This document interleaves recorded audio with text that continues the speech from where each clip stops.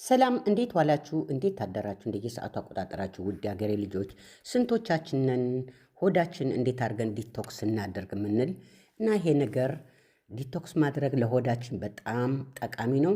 እዚህ ላይ የምነግራችሁ ነገር ቢኖር ያው እኔ ሕክምና ደረጃ ልስራ እንጂ ዶክተር አይደለሁም፣ ግን ለእኔ ጠቀመኝ ቪዲዮዎች ነው ለእናንተ ማመጣላችሁ። ዛሬ ይዤላችሁ የመጣሁት የዱባ ፍሬ ወተት አሰራር ነው። ይህንን የዱባ ፍሬ ቀላል ነገር አናድርገው ውዶቼ፣ ተጠቀሙበት። ያው ለምን እንደሚጠቅም ያው ጽፌላችኋለሁኝ። እንዴት እንደምታዘጋጁ ደግሞ እንደምታዩት አይታችሁ ተጠቀሙ እባካችሁ። ቪዲዮውን የሚጠቅማችሁ ከሆነ እስከ መጨረሻ እዩት እና ከወደዳችሁ ደግሞ ለሌላ ሰው ሸር አድርጉ። በቀላል ዘዴ ሆዳችን ዲቶክስ ማድረግ እንችላለን። ብዙ ትላትል ብዙ ነገሮች ይወጣል እና ሆዳችን ያጠራልና ሌላ ደግሞ እንጠቀማለን።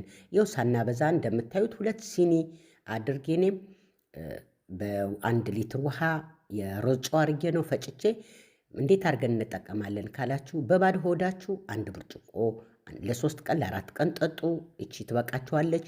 አይ እኛ በባዶ ሆድ አንጠጣም የምትሉ ደግሞ አቅጥናችሁ ቀስ እያረጋችሁ በ2 ሊትር ውሃ አድርጋችሁ መጠጣት ትችላላችሁ። እና ጊዜያችሁን ወስዳችሁ ለምትመለከቱልኝ እጅግ በጣም አመሰግናለሁ። ደግሞ ቪዲዮዎቼ ይጠቅማል ካላችሁ ያው ሸር አድርጉ ለማለት ነው።